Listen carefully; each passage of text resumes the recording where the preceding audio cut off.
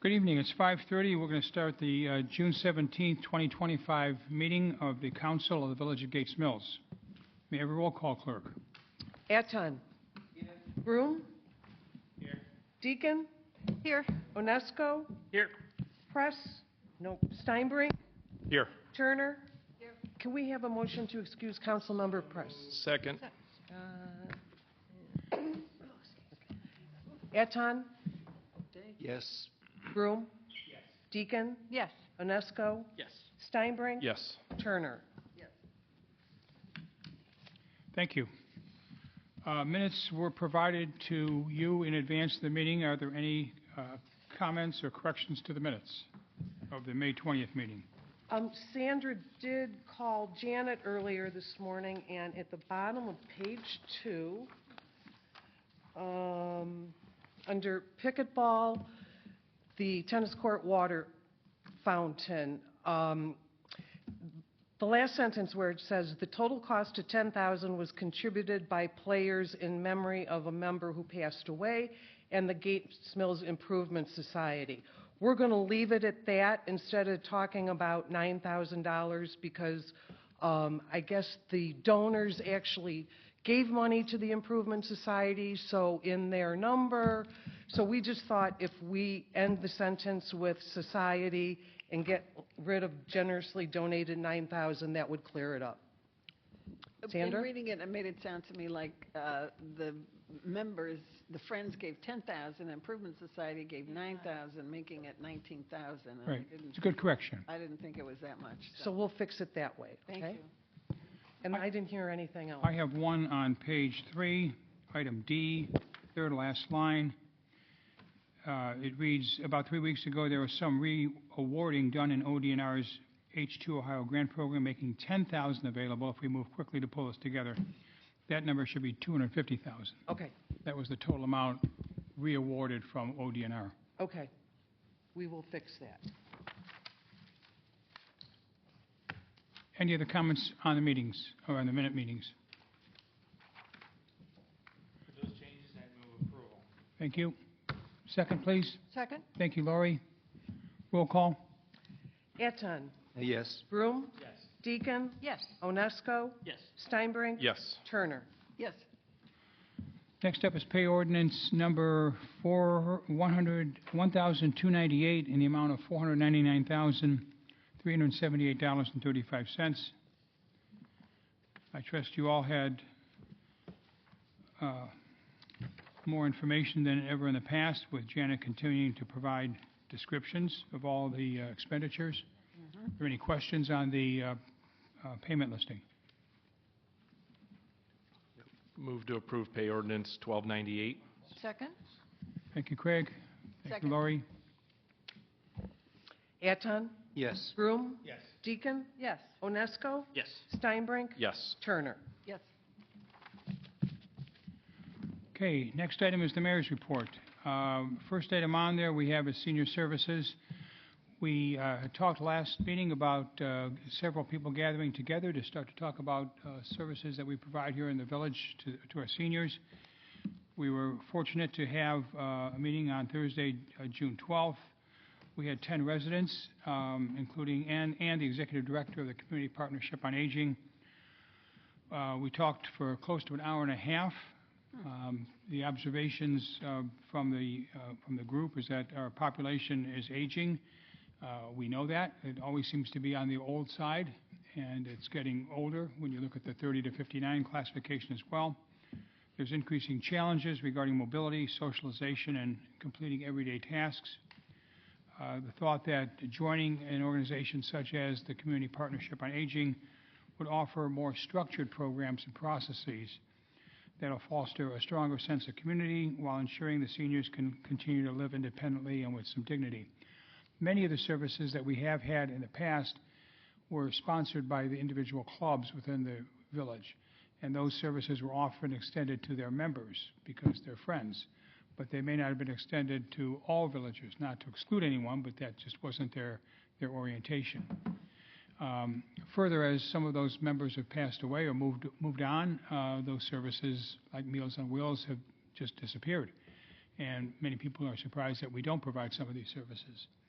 So what was needed, among other items, is some degree of process or structure in which we could catalog what we currently do, maybe wrap it around with a packaging and a more comprehensive set of offerings like Community Partnership on Aging provides, and more actively and intentionally involve the various community organizations that we have that want to do something and feel like they're either going to just do it for their members or they don't have a real mandate to go beyond their membership. So it was a quite productive meeting. I would just like to get a sense of council on going forward with this. We're not asking for approval or for any expenditure at this point, but we have sparked the interest of quite a few people. And Jean just gave me the minute notes as I walked in, so I haven't proofed them, but I'll send them to you when we get done here. There's things that we probably can do immediately, and we also think that part of the benefit of now having Robin and Jean at the front desk working together essentially every day. And by the way, Robin passed her NCLEX exam, so she's now a registered nurse, and that's awfully nice to know. She just joined us 2 months ago. But that they could essentially be kind of this glue that we can have with our senior services. So if people want to know who do I call or where do I go, or I'm thinking of the following, they would essentially be kind of senior services coordinators in addition to being the town hall coordinators. And that would provide a name and a phone number and an extension, and someone wanting to know something's got someone reliable like Dorothy was in the past. Call Dorothy, she knows the answer to everything. So we think we could use some of our existing talent and time that those two ladies can provide, and use that to at least start to catalog what we currently do, get the message out there, and then see what kind of structure we could have with the Community Partnership on Aging. Just for your reference, that cost, and again, we're not asking for that now or even half of it, but is about $30,000 a year to be part of their organization. Many of the services that they provide are available to anybody that lives in the area, but people don't know about them. They don't get the newsletters. It's not in any way publicized. So there's some benefit to that. There are other services that they provide just to the 6-member communities that are members of their organization. So there isn't complete, there is a little bit of overlap there in terms of things that we would be able to do essentially for free and things that we would need to do if we signed up with them.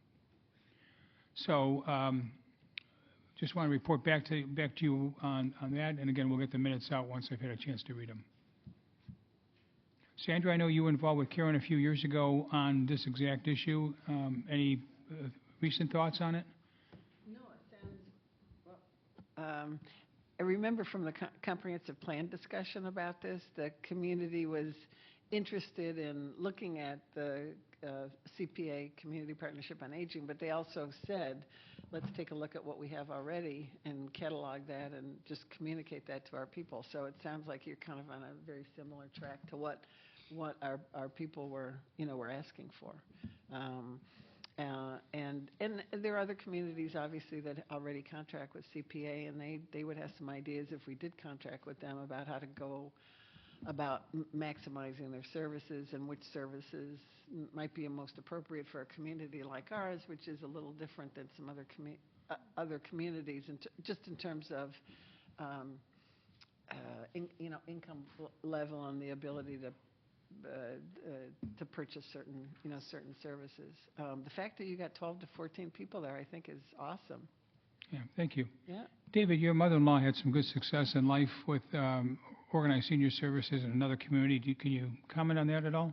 Yeah, sure. She lived in Independence, Ohio, and bigger than we are, bigger tax base than we have, a lot more money, so they have a lot more flexibility. But they offer a lot of their own services just to their own residents. And she hooked into that when she was about 75 and didn't let go until she was 95, and really relished all the services. And she lived alone, and she felt part of the community. The objective was to allow people to live in their own homes without getting isolated. That's their objective. Right. Okay. For as long as possible. So I was council's representative at this meeting. I'm the oldest member of council, so I thought I should go along. Well, we're glad you came, and thank you for sharing Sharon's thoughts, too. Sure. John? I think it's one of the few things that has no downside to it. I mean, obviously there's a small cost associated with it, but you put an entire page in the pink sheet and, tells what the programs are. You try to get people to, I mean, if it doesn't work or people don't use it, you can always change a few years down the road, but it's one of the few things that, and I have a hard time finding a downside to it. Okay, thank you. Okay, more to come. We're going to get together in a month, the group that we met. Again, good turnout, and we also got some comments afterwards from individuals just that sent notes off. Sidewalk project, next item. This is the sidewalk to connect the lower elementary school parking lot to the village center. We have met with one of the three neighbors. The other two meetings that we had been canceled. We just need to kind of push that back up to the front burner. The post office lease, I've talked to three potential consulting firms. All believe that they could be helpful to the village. Again, the cost is somewhere between $5,000 and $10,000 that we would look to spend. All of these organizations represent multiple hundreds of owners or landlords of post office buildings. They have the databases. They know what the terms are. Obviously, you give them your zip code. They've got your building online. They've got your lease agreement online. They can tell you how you stand compared to other people. Our goal here is to make sure we get a fair deal, and perhaps some of the costs that we've been incurring, like the new generator that we put in, and some of the stuff that's been a little wear and tear on the building, get reimbursed from the government. So we're going to put out a small RFP to those three organizations. They all are qualified to do this work. See which ones come back with the best answer, and then we'll pick one. I asked David after the meeting last month to if he'd be willing to just sit with me and go through the RFPs once we get them back and help me pick the one that is the best, and then we'll update council. So, quick question on the fee on that. I mean, is that the leasing commission you're talking about, or that's separate? The post office has selected their representative, and that representative has contacted us and said, "Here's my fee, which you'll pay," but they're not working for us. Okay, but so it's not the standard 6% that we've been typically used to, where it gets co-broked and split on both sides. That's correct. Okay, it's a separate flat fee, Dave. Okay, thanks. All right, you had this last year. We had this last time around. It doesn't seem quite fair, but Quick point, if I may, Steve. Yes, David. We all hope the post office stays open, but that's not our decision. And I think we ought to be prepared, given what's going on in Washington. Things could get very bad for the Postal Service, for example. It could be privatized, lots of things could happen. I think we really should seriously be thinking about a contingency plan as to what we would do with that building in the event the post office said they didn't want to continue their lease. It's a simple question. It would be very, very sad if we waited to the 11th hour, which they made us do last time, and they said, no deal. What are we going to do then? And I think the earlier we start thinking about that possibility, the better off we'll be. That's all. Okay, thank you. The last item on the mayor's report, the Gates Mills Dam Remnant Removal Project, the paperwork between ODNR, Chagrin River Watershed Partners, and the Village of Gates Mills has all been signed, sealed, and delivered. The next step in that process will be Chagrin River Watershed Partners will call a meeting among the three organizations I just mentioned, plus Chris Courtney and a few others, and lay out the game plan for the project. The thought would be we do some of that design work now. There's probably a 6-month permitting process with the Corps of Engineers, et cetera. There's a contracting process, and ideally a year from now, June or July of August of 2026, the work would actually take place in the water. Chris may comment later if he has any comments or ask him about that. it actually, again, came together pretty quickly, and we appreciate your support last meeting to help us get this signed off on. I had three other things on the mayor's report. Number one is the St. Francis Festival. I'm going to let the chief handle that.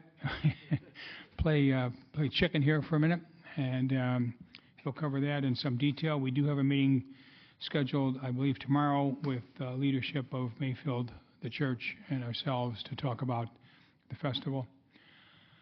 The fountain, water fountain, the $9,000 water fountain, Sandra, has not yet been received by the plumbing company from LK.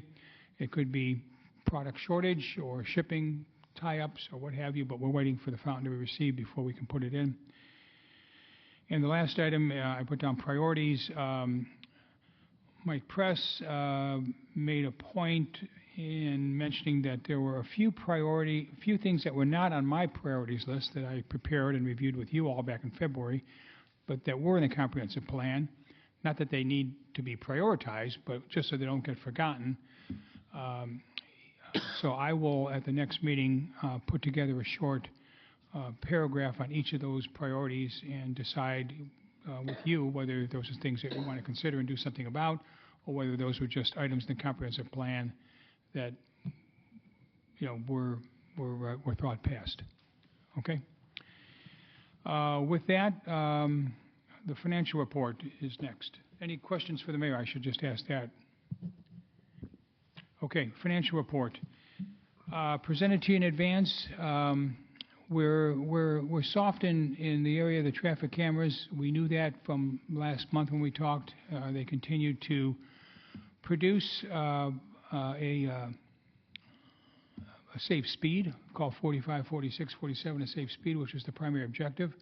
The revenues have gone down a bit, and we're probably looking at maybe a couple $100,000 short on the revenue side, and therefore maybe $100,000 short on the net profit side for this year. We are watching that closely. We also will probably bring to council at the next meeting a contract to review to hire a collection agency for the final collection or the final attempt at collecting these tickets. Right now, it all goes through the court, as you know, both the first and second notices. And after people don't respond to the second notice and some other time has elapsed, we can ask the judge to issue judgments against those individuals, at which time they somewhat leave the court system and they enter back into the private world, and we would hire a collection agency to chase those down. And that's a great point, and I think one thing that's different in the way that we did things versus others is that there will be a judgment against the individual that was cited. So this is not just some third party that was finding them. There's actually a judgment in the Lyndhurst Municipal Court against them that we can use to collect. So we'll let Greg comment on any more of that in his report. He's got more familiarity with the details of that. We've also spent a little more money than we had planned. Overtime, particularly for the service department, with all the weather that we had issues in the winter, January and February, we spent more on salt than we had planned, and we pretty much used up our overtime budget. So we can expect that we'll have some pressure on that come November, December when the weather turns bad again. We've also had a fairly expensive amount of overtime for the police force. As you may know or remember, one of our officers was out for close to 5 months, maybe, Greg, and that individual's time was essentially filled either by a few part-timers that we had or by overtime of our other officers, because we normally would not have had that amount of overtime at this point. Okay. Clerk's report. Nothing to report, just I noticed in the minutes last month when people like Chuck from the audience or Chris or the police chief speak not at the microphone, I can't hear anything going on, so we're going to get stricter about going to the microphone. Thanks. Thank you. Dixon, anything on the treasurer's report? Green is on? Good. Timing's not very good. We're meeting with our money manager tomorrow. But the bond portfolio $8.8 million.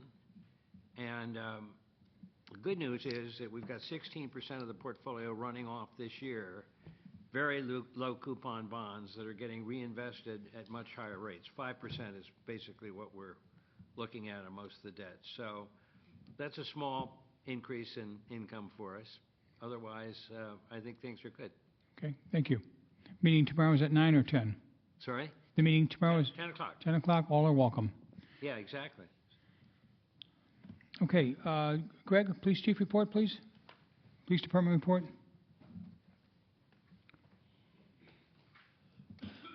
Thank you, Mayor, members of council. Everybody should have in front of them a copy of my report. I'll be happy to take any questions you may have. You want to comment on the festival? Sure. I mentioned right there, number 3, we're talking about Saturday night here. We didn't have any issues of Thursday, Friday, nor Sunday. Saturday night, typically, when things, if there's going to be a problem up there, usually it's on Saturday, just historically. People come out on Saturdays, the weather was nice, so it brought the people out. And we really didn't have any issues inside the festival, but it was at capacity. So we had a lot of people waiting in line to get in. And I think St. Francis did a really nice job. We met with them and upgrading their security measures and whatnot. But in doing so, it slowed the process. They had metal detectors. They were checking bags. They were doing everything that they should have done. And as a result, everybody was waiting in line to get in. And so it was going down the center driveway and snaking around past the Villa Serena, and we had 200-300 people waiting to come in at 8 o'clock at night. Well, there was no way they were going to make it in. They were capacity anyways. So, we made a joint decision there to just kind of start telling the people that, they're not going to make it in because people were waiting in line already for 35, 40 minutes. So, so upon dispersal, some incidents broke out there on the front tree lawn, and, if you know anything about where the church is situated and where Mayfield Heights is on the border, most of the kids get dropped off, by Ubers in front of Villa Serena, the hospital. They park across the street, the medical building and whatnot. So it really becomes more a Mayfield Heights issue than Gates Mills, unfortunately. And I know Tony Mealy, the chief in Mayfield Heights, very well. And, he has some concerns, obviously, rightly so, as I would too. So, but we do have a meeting scheduled tomorrow, and I don't think there's anything. My sense is it's going to work itself out. I think the festival committee and the leadership there are looking to go in a different direction, is my gut feeling on this. So I'll know more tomorrow on that. I think what I'd like council to know is that while everything inside the borders of Gates Mills worked out okay, our neighbor got flooded with 1,000 kids, and that was relatively unruly, and there were over 30 police officers called from neighboring communities. So we don't want to be insensitive to that. The festival is within our bounds and within our perimeter, and we need to work with our neighbors to make sure that it's safe above all else. So we are meeting tomorrow with the individuals I mentioned: Mayfield Police, Mayfield Heights Police, Mayfield Administration, St. Francis Administration, and the village. Safety is the key thing. Both of our residents, our officers, parishioners, and everybody that's there. And it's been tough the last couple of years. It was particularly tough last year in 2 other parishes that have since canceled their festivals. Okay, any other questions on police report? Yeah. I looked at the number of cars that on Mayfield Road that exceed the level at which we're saying we're issuing citations. And we're issuing between 70 and 80% citations to those passers. Okay, so the people going over 58 or higher, we're issuing citations to between 70 and 80%. And as a businessman, I'd ask, why only 70 or 80%? And there are lots of reasons, I understand that, but that's something I want to watch now you're listing the citations.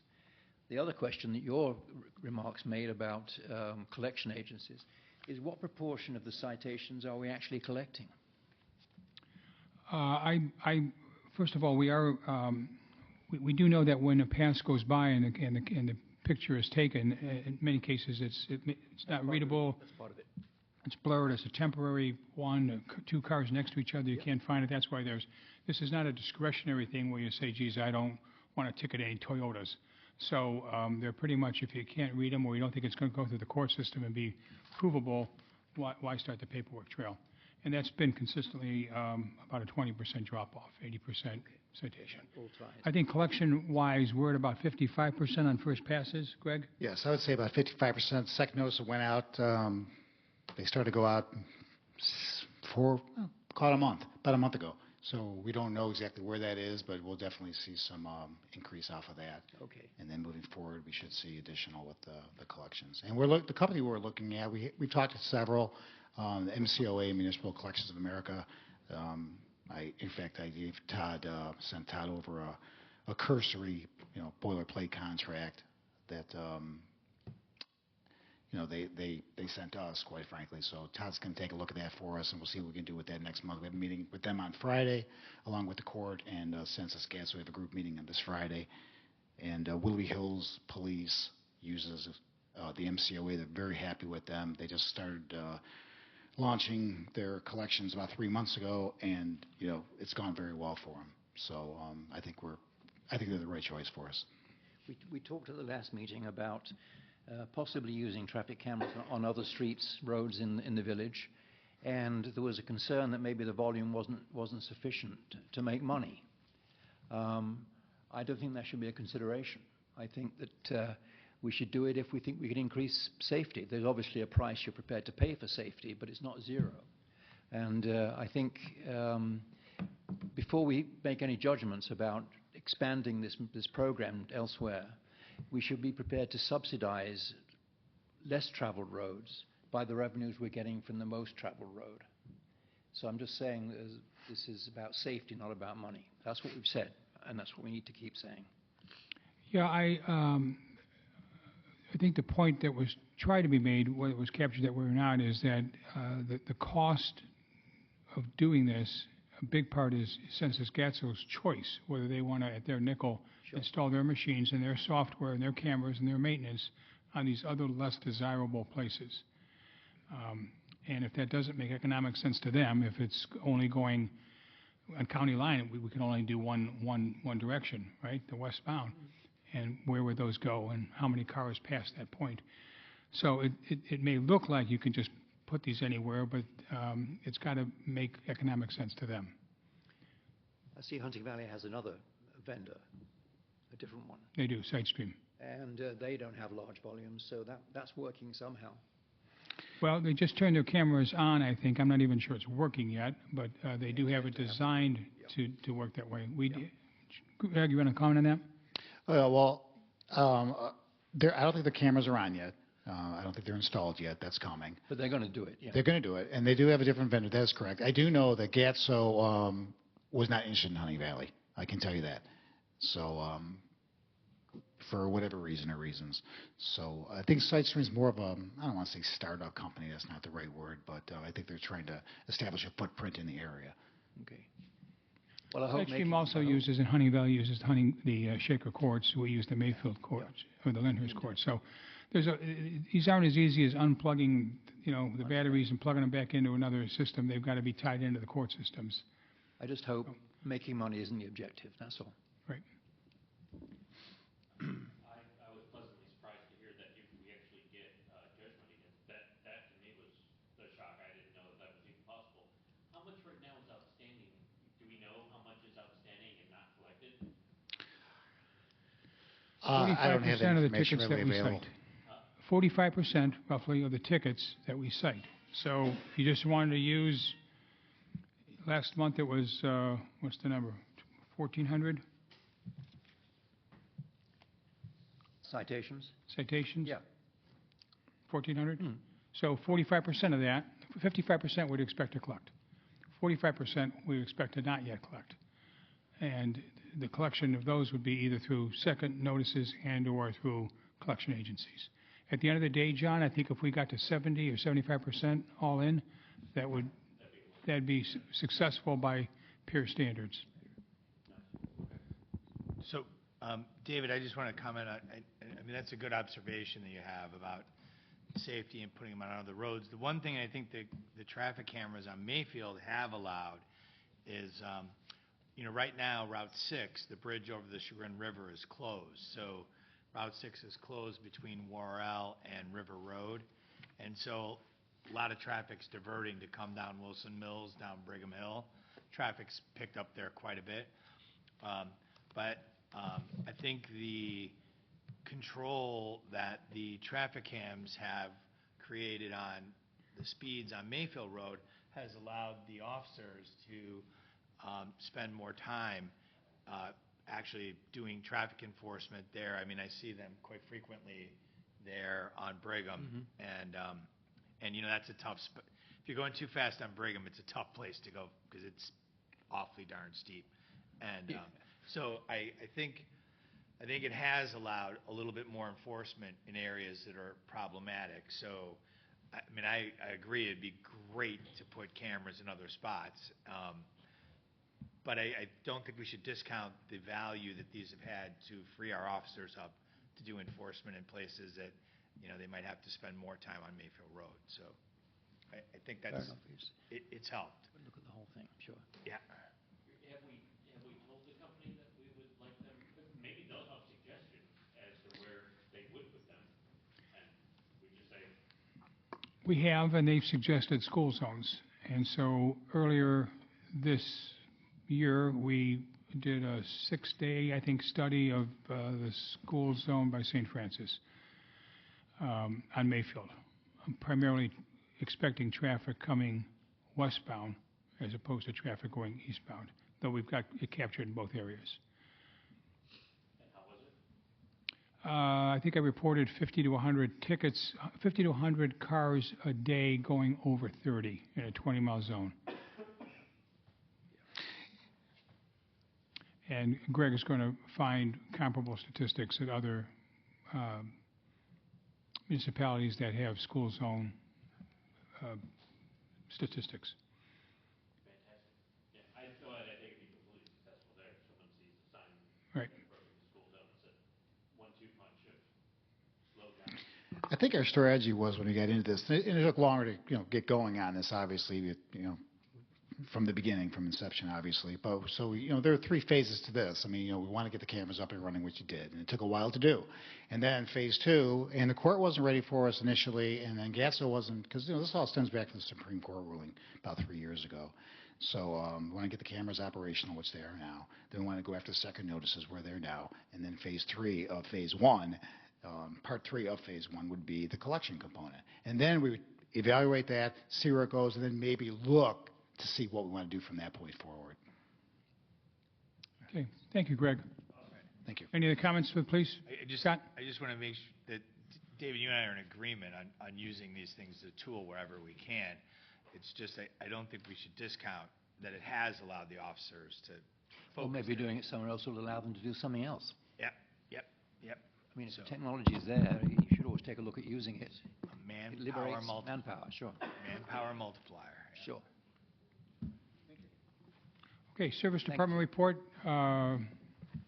Dave was on vacation today. Between Chris Courtney and I, perhaps we could answer any of your questions on the Service Department.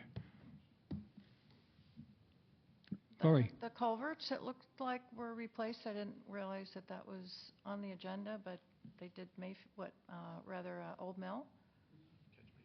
The catch basin? Chris, can you comment on I'm sorry, not culverts, the catch- drains? The drains you're talking about? Yeah, mhm. Yeah, Chris will comment on that. Thank you. Okay.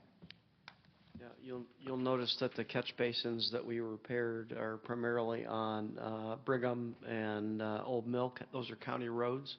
So that was a part of the submittal that we made to the county this year to rebuild the tops of about 50 different catch basins. And we should be reimbursed for those half of the. That's correct. half of the material We'll get cost. half the material costs reimbursed by the county. I forgot the most important part. Well, it's not the most important, but it is important to the guy that watches the dollars. So Chris and Jen and I chatted a bit, and we've decided we used to wait until the end of the year. We did the county work last. Then you'd get the paperwork, and it'd go to the county, and it would wait a number of months to get processed. And so we never would match up in one year the work we did with the revenue and the expenses. And the thought was if we could move up the county work, which is what we've done, have it all done by the end of August, ideally, then we'd be able to submit that to the county right at Labor Day and hopefully get our check by December 31st. That would be ideal. If it doesn't happen that way, it'll just be the way it's always been, but it'd be nice to see if we can get an improvement. Hill Creek and Andrews, we'll get some questions from time to time. Chris, on best guess on when the start date is? A&J Concrete, who's the subcontractor working for Specialized Construction, started on the replacement of the concrete swale liner on either side of the road down towards the bottom of Hill Creek. It's probably the last couple hundred feet. It's because it's steeply sloped to prevent erosion. Specialized, we're waiting on a specific date from them on when they're going to go in to start milling the asphalt work and doing the actual repaving of the road. But we anticipate it'll be in about 2 weeks. Once we do have a fixed date from them, we'll get a notice ready that can be distributed by the service department to all the residents in the area. And while you're up there, the water issue that we just had on Mayfield Road. Yes, we had another water main break west of West Hill on Mayfield Road, but fortunately it appears as though it was kind of off the side of the pavement and next to a drive apron, so there should be very limited pavement repair needed as a result of that break. Thank you. Okay, Tom Macheski, Fire Department report, please. The guardrail replacement, Chris, what's the timing on that? I noticed all the pink were... Yep, we've marked them all for repairs. We've categorized everything by road and prioritized it by condition. Lake Erie Construction has all that information, and we're just waiting on a start date from them, which they said about a month ago would be in about a month. So we should be pretty close. I expect that to be in the next 2 to 4 weeks as well. Did that change a little, Chris, with there was a tree down on Brigham that I think took out a pretty good piece of guardrail there? If there's something that's and we've got quite a lot of work going on Brigham, so if there's something that needs extra beyond what we've marked already, we'll pick it up.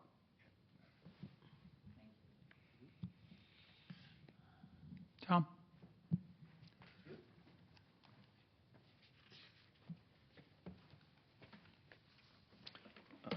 Thank you, Mayor. Thank you, Council. You have a copy of my written report. I'll entertain any questions. Tom, there was a gas well leaking on Carpenter Road. Was that on private property or village property? I believe that is actually village property. It's in that green area, or next to that green area where they put logs and tree branches and whatnot. We noticed that it was leaking just on a cursory inspection. We got a hold of the emergency contact people. We actually shut a portion of the well off with their permission until they could get a crew out there to replace the broken piece of pipe. It's got to be, Mayor, it's got to be 20 years since we started entertaining gas wells in the village. 20 years is a long time for a gas well to go without being tended to very carefully.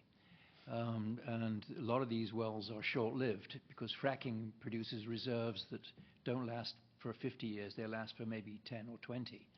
So some of them probably are about finished in terms of productivity, but the producer, the operator, has the obligation to clear the well and close it when it ceases operation. That costs money. So they're tempted to keep the things running. Even if they may not be making money, they're better than having to fix it. So it seems to me after 20 years, we ought to be paying attention to how many of these wells are doing what they're supposed to do and whether the operators are doing what they're supposed to do. It's really in the responsibility of the village for those wells on the village property and of private individuals for those who have wells on their property. But it seems to me it's a village-wide issue, and gas well leaking not only helps or exacerbates greenhouse gases, they're very, very dangerous. So we let them, they just kind of keep going, and I don't know what's going on. I've got no idea. Okay.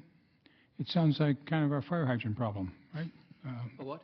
It sounds like our fire hydrant problem. Very much so. After a while, it adds up, in terms of how many there are and the maintenance that's needed, and some need replacement and so on. But water isn't dangerous. Yeah. Well, I'll talk to Tom about that and Dave when he gets back, and Chris and others if we need to, and see what the size of the problem is. Okay. Thank you.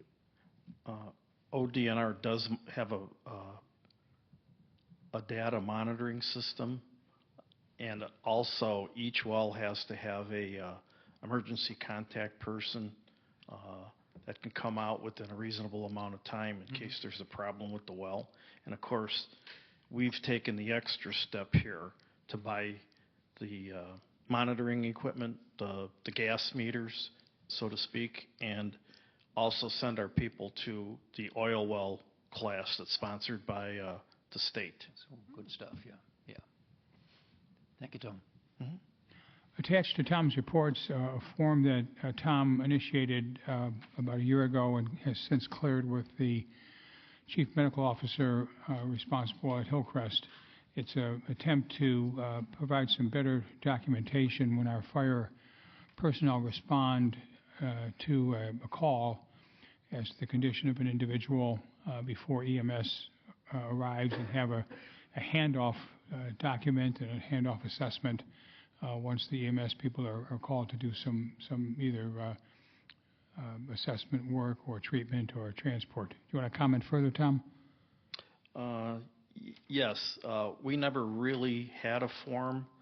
We used one that used to be supplied by the Greater Cleveland Hospitals Association, which they really haven't updated that form in many, many years. So we got together with Hillcrest Hospital to develop this. We wanted something that was simple, that our firefighters could use, that had the information that we really needed to know. And the nice thing about it is, say for example, at a multi-car accident where there's more than one squad there, and we start patient care on a patient, we can document it on this form, and all you need to do is take your smartphone, take a picture of it, and then hand that document to the squad. So hopefully it'll make things run at the scene a little bit smoother too. Thanks for doing that. I know that was a labor of love. Thank you. Any other questions of Fire Chief? Okay. Committee updates. Broadband was listed first. Lori, can we ask you to comment? Sure.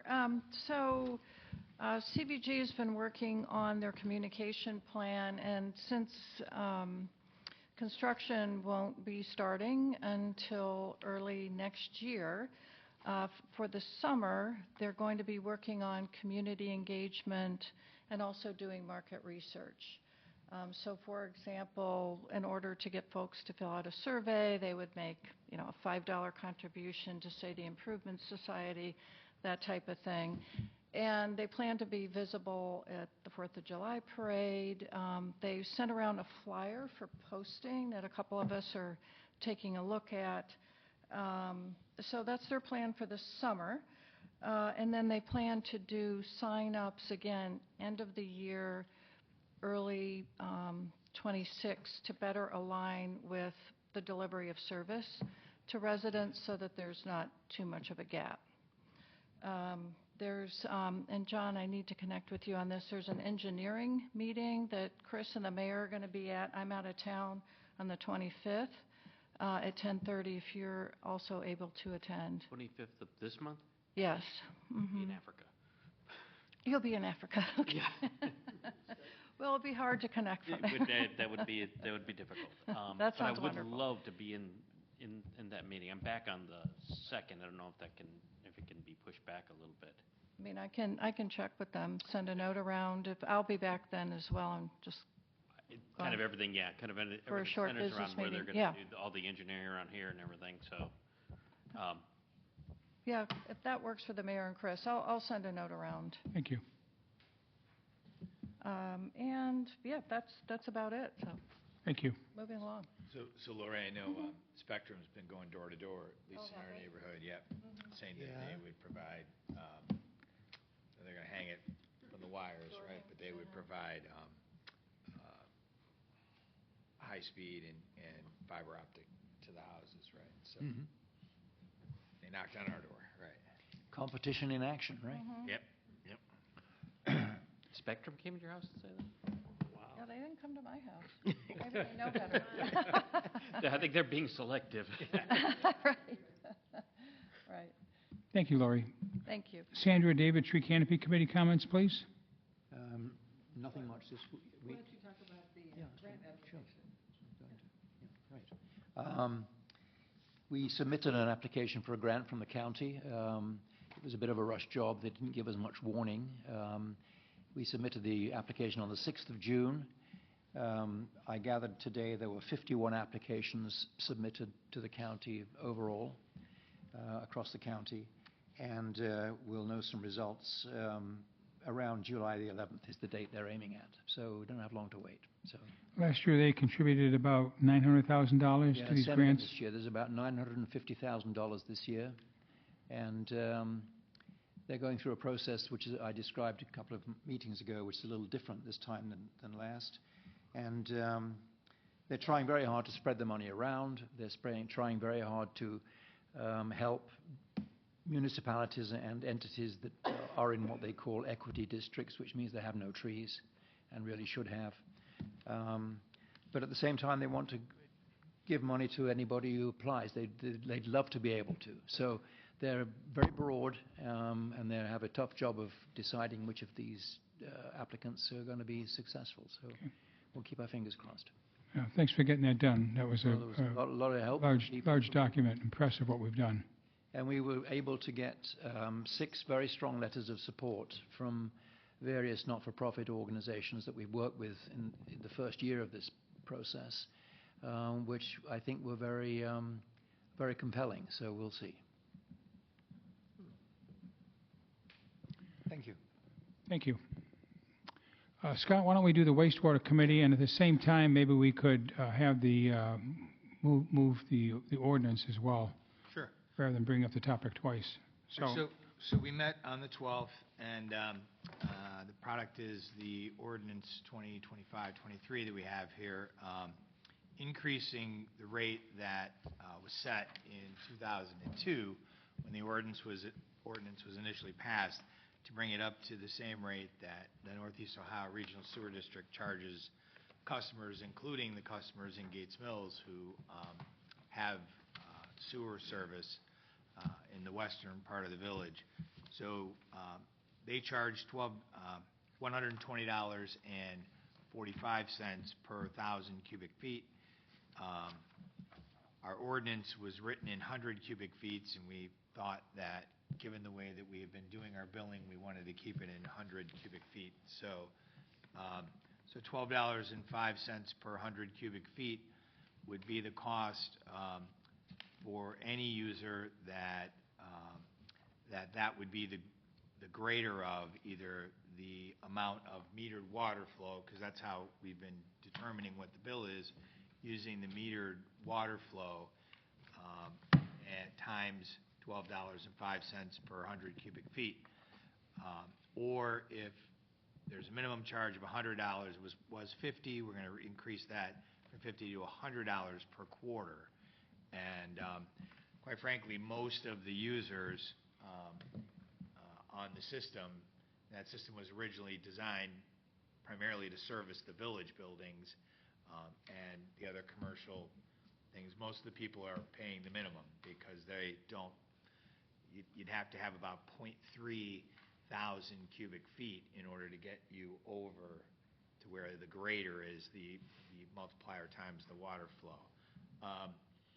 David had a really good question. Something that we talked about was would the using that new rate would change any of the assumptions that we had discussed with regard to the wastewater treatment plant conversion for the Hunt Club and what their monthly bill would be.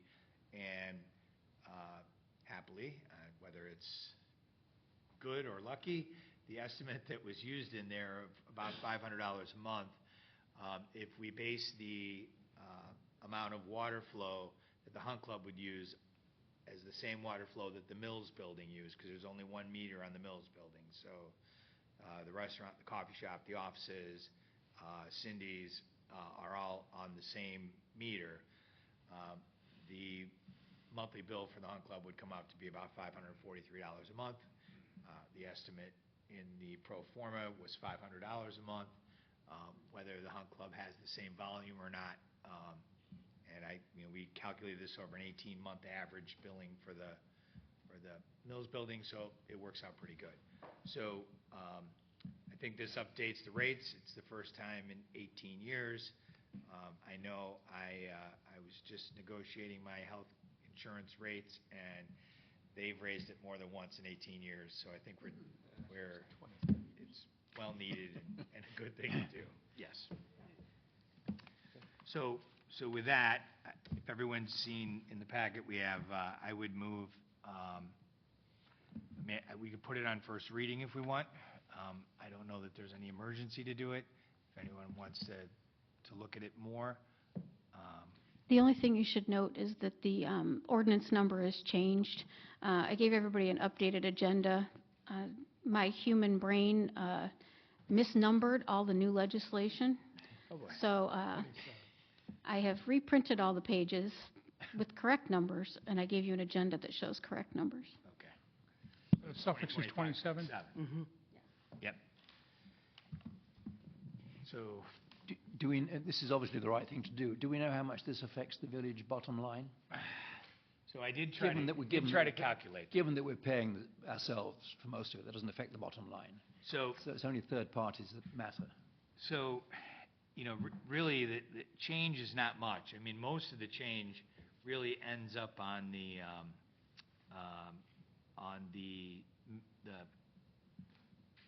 minimum charge.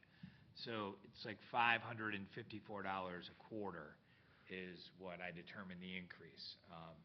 And so it's not financially significant in the long run, but it's the right thing to do, obviously. Yep. The other thing, it requires us, when we apply for the Ohio EPA loan for the conversion and consolidation with the Hunt Club, you're required to indicate the rate and the source in which the loan will be repaid. And you need to indicate the correct rate. So rather than using a rate from 2002, it's probably better to use a rate from 2025. At a minimum, someone would question, why is the NURSD rate what it is, and you guys are a fraction of that? Well, not a good answer to say we just haven't updated it in 23 years. So we thought we would find a pretty good standard, which is the published NeoSword rate. Use that consistently so that there's no question about where the number came from, and then you just apply that to the metered volume. That also allows us then to attach the ordinance, because you're required to attach the ordinance to the loan application and the calculation. And the other thing we wanted to include, at least so the Mills building has been being billed monthly through the lease with the restaurant. But if you read the ordinance, it talked about everything being quarterly. And if the Hunt Club does come online, we wanted to make sure that it was clear that we had the authority to bill monthly, because no one wants to pay something quarterly when they could pay it monthly. It's harder to pay quarterly. So that's it. So do you have a motion to One question, Scott, how often would you relook at the rate? So Like every so many years? Is that what NERSD does, or? So actually, the thought would be, we'll see what Scott finds written. The thought would be that if any ORSD changes their rates, we would then update our rates. You would update ours. Right. I think we looked at doing it every January. Right. Yeah, I wrote it in mine, so Todd went through, and it's always good to have everything go to Todd, because I wrote it, and sometimes, and I thought maybe we should put this on first read, because I had done some language to say that it would automatically update every year as of whatever the published NeoSword rate is on the first of the year. Okay. Maybe I did. No, you didn't give that to me. I was hustling that one, because I wanted to get it to you right away after the meeting, so. Okay, so we'll consider this on first reading? Yeah. Do we need a motion for that? No. No. Okay, thank you. Steve, could I ask a couple of Yeah, questions? David. Where are we in terms of negotiating with the Hunt Club? I mean, this has been going on for 18 months? So, in- What's the, where are we?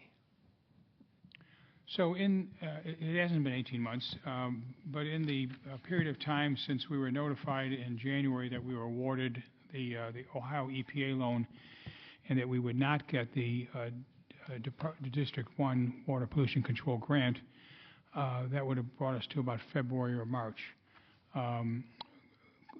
The Courtney firm has done, during that period of time, a fair amount of the investigating of the underground pipes on the Hunt Club property that would feed into the new system. And Chris can talk about what the nature of the work is. But in essence, the point is how clear are the pipes, how good are the pipes, are they broken, are they clay pipes with tree roots, or are they PVC pipes that work well? And so until you kind of have a pretty good sense of how the water and how the flow is being collected and what's going to come into what will be our system, you can't move much quicker. No. So, Chris, do you want to add anything to that? Sure. This is kind of pardon me. This is kind of a linchpin for the project. It's something that has been talked about with the Hunt Club for decades, and in the past, it's where the potential tie-in of the Hunt Club system to the village system has fallen down, and that is the Hunt Club resolving what's called infiltration and inflow into their sanitary sewer system that goes to their wastewater treatment plant. Pardon me. Right now, in talking with the gentleman that does the inspection of their wastewater treatment plant, in times of dry weather, they'll see almost no flow at the plant, which means that all of that is leaking out into the ground before it gets to the plant. And during times of heavy rain, it goes the opposite direction. All that extra water gets into the pipes and it goes through the treatment plant. So you get these tremendous ebbs and flows with the level of the flow at the wastewater treatment plant. We've told them they need to resolve that with their on-site system. So we've been cleaning, well, actually they did. They cleaned and televised and then provided a report to us about the condition of their entire on-site sanitary sewer system. And that took a little while to get done, with it being wintertime and being cold weather. But we've now reviewed all that. We've identified where all the cracks are, where all the low spots are, where all the leaks are, what portions of the system need to be replaced. And then any deal we do with them will have that as a contingency in there, that they need to effect these repairs to, in essence, make their system watertight before we will allow them to tie into our system. So and we've gotten the design work done for the project as well. For 100% at their cost, that work. Something they've got to do anyway, right? Regardless. Yeah, I mean that. A long time. It's been a long time. Yeah, whether or not they replace their own wastewater treatment plant or they tie into a pump station that ties into our system, it's something they need to fix. Absolutely. Chris, wouldn't the Ohio EPA or Cuyahoga County Board of Health require them, like they would any homeowner, if you've ever replaced your septic tank, it's wherever you're touching back to the house has got to be brand new? It's possible when it came time for them to actually replace their wastewater treatment plant or put in the pump station, yes, that would be a conversation they would have. They're not going to want to see a new facility, be it a wastewater treatment plant or a pump station, with a leaky system tied into it. Yeah. So it would be caught at many different levels if we didn't insist on it here. Okay. Yeah, I mean, here, though, we don't need the EPA because we're going to require them to do it. Yeah. We've got to protect our system, too. I mean, we can't Correct. let them hook up Yeah, I mean, to me, fixing it would be inadequate. It should be replacement. Correct. 100% all brand new PVC, so that 10 years from now, some other piece of line doesn't crack somewhere or something else doesn't happen. We haven't presented that full plan to anybody yet, but I think from when you look at the type of project that it is, it's going to be a sanitary sewer that's primarily servicing first floor elevation, so it's not going to have to be like basement depth. It's only going to be about 6 or 7 feet deep on site. That the amount of old pipe that would be left in place would be a bad idea to leave that in place and just replace portions of it. So I share your opinion that, complete replacement is probably the way to go. So we just got the report on that just for this last meeting, so. Okay, thank you. Any other questions, David? Yeah, one other really. I've talked to a few people about whether the Hunt Club is really seriously thinking about the alternative of building its own new wastewater treatment plant. And I'm being told, well, that would never happen because they would never get a permit.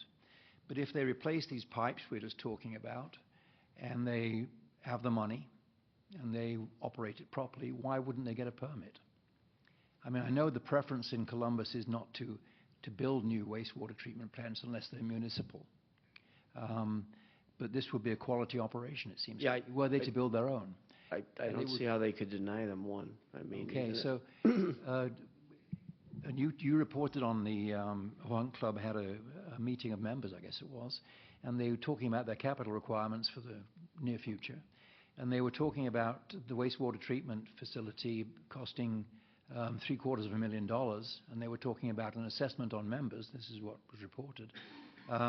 It seems to me they are thinking about that alternative.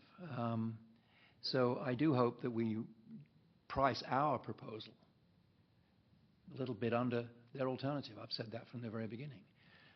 If they don't get a permit or can't get a permit, then they don't have an alternative, which is a powerful commercial position to be in for us.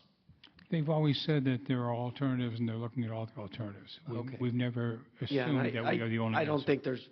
think there's any question they'd be able to get a permit to put a new That's my wastewater feeling, treatment too. plant in there. The EPA couldn't just pull the rug out from underneath them and say, you've got no good solution. They wouldn't do that. Right, okay. And Thank you.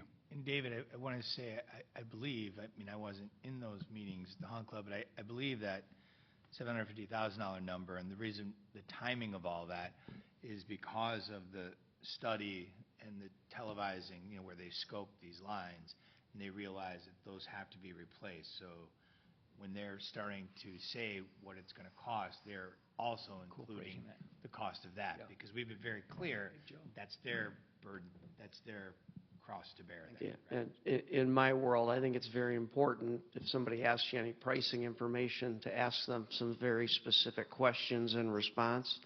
You talking about a wastewater treatment plant? Are you talking about a pump station? Are you talking about including or excluding the internal pipe replacements? Because at this point in time, given the fact that it's been 18 months and these projects do have a timeline that they follow, it takes time for sanitary sewer projects.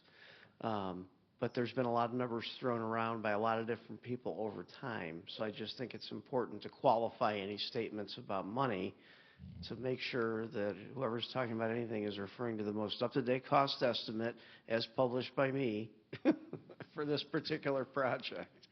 Because all the other numbers, I don't recognize them. Thank you. Thanks. Okay. Thank you, Scott. So we have this on first reading. Yep. Right? Thank you. David, one last thing. I mean, I know we talk about commercially reasonable here. We are also mindful that generally the reason that we organize governments is to provide for the general welfare. So it's not a flat-out commercial negotiation. Oh, I know. But we need to understand what the commercial opportunity is before we decide whether to take it or not. But we have to protect the village's system, and that's what we're working on right now. It's not our system, it's theirs. Yes. Okay. Let's go back to the flow of the agenda. Thank you, Scott, for bringing that up. This is the third reading on the ordinance, Section 15503, Water Debt Service Fund of the Codified Ordinances of the Village of Gates Mills. You'll recall this was introduced as additional language that we would add to the existing ordinance to allow for certain repairs, replacements, and other water-created problems of $25,000 or more to use those funds from the water service fund rather than the general fund. Again, the history was that in the past, all those unusual costs would come out of the general fund, and that was to a degree unpredictable and unfair, especially when we had last year close to $300,000 of water repairs that needed to be funded, which were done by the general fund. So you would ask to have this for 3 readings, and this is the 3rd reading. I don't know whether any of you had questions or comments from your constituents, or whether you're ready to act on this. I would move approval of ordinance number 2025-17. Second. Thank you. Any further discussion? Roll call, please. Aton? Yes. Broom? Yes. Deacon? Yes. Bonesco? Yes. Steinbrink? Yes. Turner? Yes. Thank you. Next is the ordinance titled Council, which deals with virtual versus in-person meetings. I'm going to turn this over to Todd, who collected comments from several of you and advanced a further draft. Todd? Yes, I really only received comments from 2 council persons. I've tried to incorporate them into a version 2, which I sent out on Sunday. My recommendation is this. Let's cut to the chase. I think that it's been demonstrated there hasn't been a significant problem with attendance. I know during my tenure as law director here, I can only remember maybe 1 or 2 times, and Janet or Beth can correct me, where we did not have a quorum, so we could not have a meeting. That was usually in March of the year when people were going south or on spring vacation from school. And I got a comment from a council person over the last month that we really ought to require a quorum of 4 in person at every meeting, at least every council meeting, not necessarily committee meeting, but any council meeting where we would have an emergency meeting, a special meeting, or a regular meeting, or even a hearing as we had today, and that others could attend by virtually. I did take some comments about, well, do we need to police that? Do we need to have a hall monitor, as one council person put it to me today? Probably not. You're all grown-ups, you're all professionals. But I did put that in that draft. I don't think it's necessary, other than I think there should be a notice in writing that's given to the council president or the mayor and the clerk, perhaps, that I'm not going to be present at a meeting and I'll be attending virtually. So those are my recommendations. I think it makes it much more simple. With committee meetings, seems to me, as long as the chairperson's in person, others who may want to attend or need to attend could do it virtually. But we owe it to the public to have, I think, an in-person meeting and have that option. The only comments I have on it, Todd, are just, so in paragraph E3 on page 2, that's where we have the rules about notification of virtual attendance, health, medical reasons. Yeah, I don't think that's necessary. I think if we were going to have that, I think we have to say that the rules set forth in this paragraph 3 regarding advance notice of virtual attendance or other than in person, and reasons therefore do not apply to emergency meetings. I think that was one of the things was emergency meetings, as we had this last time, and it was with Ed's passing that it really put a lot of strain to get everybody in the room at the same time, and so to have the advance notice and to have the requirements of prearranged travel or something. I mean, emergency meeting can come up and you're already gone, right? And that's my only thought. Okay.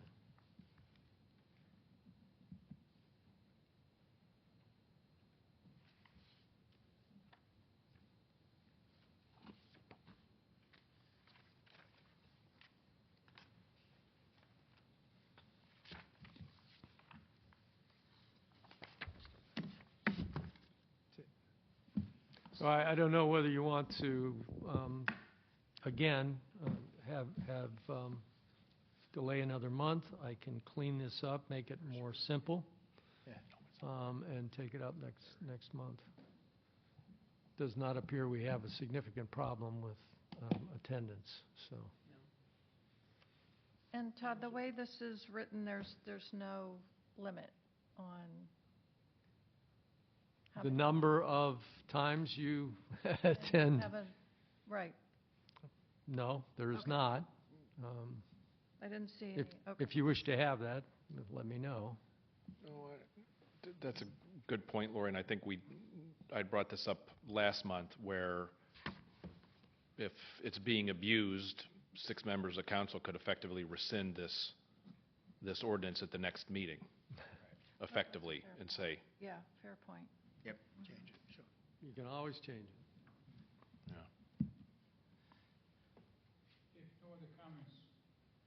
No other comments? Let's give it to Todd to make a final pass with the wording and recirculate it, and we'll pass it next meeting. Is that okay with everyone? Thank you. Good with that. Okay, next item is Resolution 25-19, a resolution submitting the question of the renewal of an existing 3.5 mil tax levy for the purpose of current expenses and declaring an emergency. This is the second reading of that. The comment made by a council member last meeting was, even though it's relatively straightforward, it is a tax issue, and perhaps some members of the community would have a question on that, or be given an opportunity to have a question on that. Has anyone received any questions or comments from constituents on this document and the need to renew the levy? No? I would move that we waive the rules on 3 readings. Thank you. Have a second, please. Second. Thank you, Craig. Roll call. Eton, Yes. Broom, Yes. Deacon, Yes, Onesco, Yes. Steinbrink, Yes. Turner. The only comment I would have is that it's better to get in early, because if there's a road bump, it gives us a little more time to maneuver. With that, I would move that I would make a motion that we pass resolution number 2025-19. Second. Thank you, Craig. Any discussion? Roll call, please. Eton, Yes. Broom, Yes. Deacon, yes. Onesco, Yes. Steinbrink, Yes. Turner. Yes. Okay, by my agenda here, the next item is 2025-24, which is adopting the solid waste management plan of the Cuyahoga County Solid Waste District. So you should have received for your reading pleasure a copy of the ordinance, as well as this colorful document which came from the district. The Cuyahoga County municipalities are all part of this same district. This lays out nicely their plan from now through to 2040, identifies what they're doing with respect to waste sites, recycling, composting, their priorities, their plans, who's running the organization, and essentially is the solid waste management plan. The plans need to be reviewed and approved or disapproved by municipalities that are part of the district. So your vote today is to either approve or disapprove this plan. Obviously, if enough people approve it, then it passes, and there are a significant number disapprove it, they would presumably go back to the drawing board. So I thought it was well prepared and open for comments. It does have a August 10th. August date on it. August 10th is the Thank you. deadline Thank you, for voting. Todd. Do we, in reading this, do we have a battery drop-off here in the village somewhere? I don't think so. No? No, I think once a year. I think there's a drop-off at the offices of the Solid Waste District, which is in Garfield Heights. Okay. And we have a hazardous waste, but people were dropping off all their just regular batteries that we couldn't send in. So it's got to be like You the mean a car lithium. battery, or you're talking about AAA's? Yeah, like AAA's. Yeah, those just go in the garbage. Oh, yeah, because those totes that we have say, no batteries all over. It's like you throw it in here, you're going to get hit by lightning, right? Twice a year they collect electronics, because I took some stuff down back in May. So I'll check with who's ever running that. It was Jeff, but I don't think it's Jeff anymore. and see whether batteries are included. It'd be a simple enough thing to have a pail and just dump your batteries in there. The other thing that I wanted to point out is I noticed in here on page 5, where it talks about the U.S. Census Bureau population for Cuyahoga County from 2020 to 2022 has declined by 2.3%, and the district is projected to continue that population trend, reflecting a 9.8% decline over the 2026 to 2040 planning period. I don't know that the population of the village has declined that much, so we must be doing pretty good when we're worried about houses not selling fast enough and everything. Maybe it's not us. Maybe it's everybody else. Well, that's true. Yeah. And it was just, It's not everybody else, it's a lot of others. yep, yep.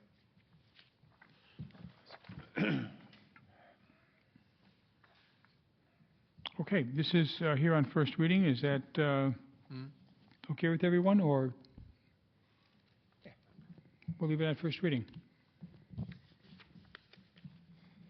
Next item, Resolution 2025-25, a resolution approving and adopting the tax budget for the Village of Gates Mills for fiscal year 25 and declaring an emergency. This one, I believe, is due July 10th.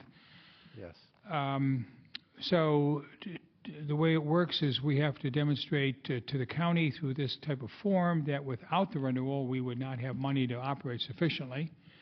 They then look at that and say, we agree, and we will allow you to have the levy. And so this documentation is essentially evidence of our need to have a levy. I would Jan? move that we waive the rules. Thank you. Second? Second. Thank you, Lori. Roll call, please. Eton. Yes. Broom. Yes. Deacon. Yes. Onesco. Yes. Steinbrink. Yes. Turner. Yes. I move approval, Resolution 2025-25. Second. Thank you, Lori. Any discussion? Sandra. Sandra. Roll call. Eton. Yes. Broom. Yes. Deacon. Yes. Onesco. Yes. Steinbrink. Yes. Turner. Yes. Okay, next item is Resolution 2025-26. This is the authorization to allow the mayor to enter into a seventh one-year extension of an agreement for the provision of the school resource officer with the Mayfield School District and declaring an emergency. I believe the current services end on July 31st, which is why we're asking for an emergency. You may know that that position, which is currently filled by Arch Kimbrough for 184 days out of the year, is funded by the school district. This arrangement allows us to have him on our staff, but assigned to the schools for those 184 days. What that does is obviously help us budget-wise a bit and keep an extra officer around, especially in the summertime and other points when school is not in session. So, Chief, anything you want to add to this? Arch is at midnight shift tonight. But no, it's gone very well. I think Megan can speak to that. She's around school quite a bit, and yeah, board reached out. He'd like to see us get this done. Okay.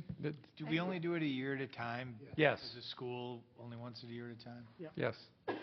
And there's an attachment that goes on to the renewal agreement that sets out the schedule for the upcoming school years, And which I have not seen yet, but we'll need. It's in your packet.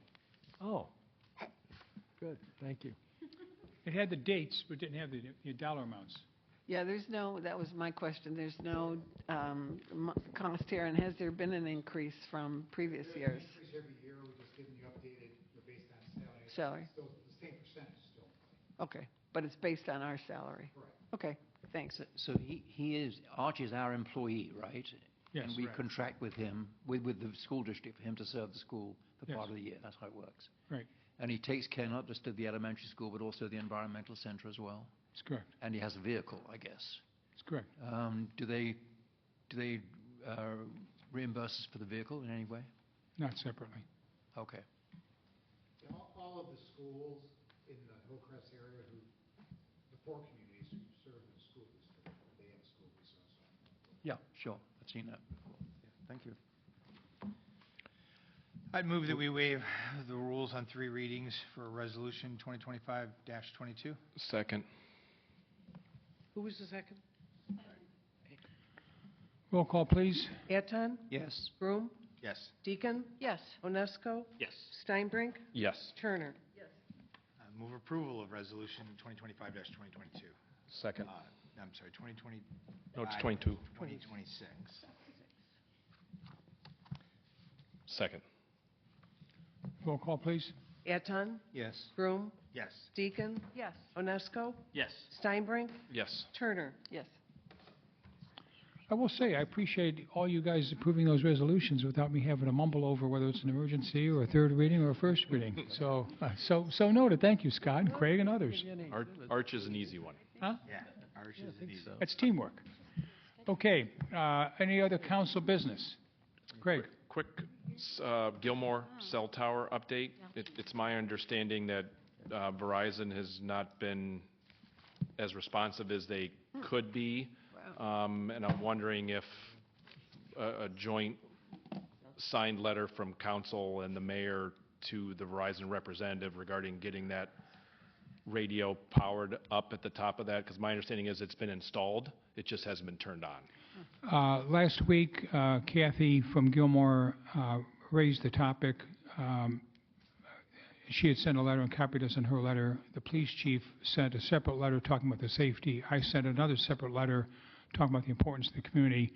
Verizon now has 3 letters delivered via registered mail that says, tell us why you're not turning it on. I'd say we give them 20, 30 days to respond and see what we get. Okay. Wow. Is anybody else up and active on that tower? I don't know. John? Mine, are we done with that one? That Yes, topic? I think so. I just wanted to give a quick Textford update on the additional hardware. We did go back and forth probably 4 or 5 times and had a couple of meetings in terms of what we're going to put in as a result of upgrading the to fiber. And the hardware did change for anybody who wants one. I did print out the most recent quote. And it came in around 32, which is about where it was last time, but with the some minor hardware changes. We went through all the pricing, and it is it's on point. It is licensing on the firewalls, and we had some good meetings. I would tell you what they were about, but they'd be pretty geeky, and you wouldn't want to know. But I don't know where it goes from here. So, like, we're at a point now where we have like the quote, and this is, for me, it's good, and we definitely want to get it in well before we get lit up here. So the engineering meeting, as soon as we have that, we would know that. What do we do? We approved last month. Yeah. So everything's been approved, Okay. I'm hearing. So it's just a matter of working then with Gene and with Mike Day and order it. Fantastic. Yeah. Fantastic. So Thank you. And it'll take a while because they're going to be putting new wiring in a bunch of the places because the stuff that's there now is just old. Sometimes Cat 4 and Cat 5 cable, so it's not able to even transmit the data back and forth. So it's not something that's going to happen overnight. It'll take a few months. Thank you, John. Thank you. Let's see if there's any business from the audience. Sean? Is this on? It is, great. Good evening. My name is Sean O'Hagan. I'm a resident of Gates Mills, and my purpose in speaking with you tonight is to share concerns about events occurring in communities large and small across the United States and here in Ohio involving the Federal Immigration and Customs Enforcement, or ICE, agency. In the last few weeks, reports of ICE agents approaching people while wearing plain clothes and jumping out of unmarked vehicles have become alarmingly commonplace. Accompanying the absence of uniforms and identification, ICE's practices have become increasingly brazen, with agents entering courthouses, schools, workplaces, and residents in neighborhoods across the country, far too frequently detaining people that are in the United States legally, accompanied by administrative, not the required judicial warrants, and denying people due process protected under the Constitution. All that is bad enough, truly. But consider that ICE agents are taking these actions not just in unmarked vehicles and wearing plain clothes, but frequently with masks over their faces. That's just terrifying. It's terrifying. Gates Mills should not expect to remain at a distance from these events. Residents, family members, friends, visitors, patrons, and employees of local businesses, folks working in the community and in our homes on improvement projects and as home health aides, folks that we care deeply for, trust, and rely on, are all vulnerable. When basic fundamental rights are being violated by a federal agency in our communities, there is no reason to expect that Gates Mills will not be impacted. Our charge then as citizens, your charge as public officials who have sworn an oath to uphold the United States Constitution, is to ensure that the village is not working in any capacity with ICE or sheriff's departments if those entities are terrorizing our communities and denying people due process. Our civic institutions in Gates Mills are fond of celebrating and championing the village's character. Let's make sure in this moment that we live up to those ideals. I urge you in the strongest terms possible to review all village and police practices, partnerships, and affiliate relationships to ensure that Gates Mills is not a party to ICE's campaign of terrorizing communities through unlawful detainment and denial of due process. In your business careers, any of you reviewing due diligence on a potential partner would steer clear of a firm with these practices. There's no doubt that you should ensure that Gates Mills does the same in your capacity as a village official. Thank you. Well said. Thank you. Thank you, Sean. Chuck Spear. Thank you.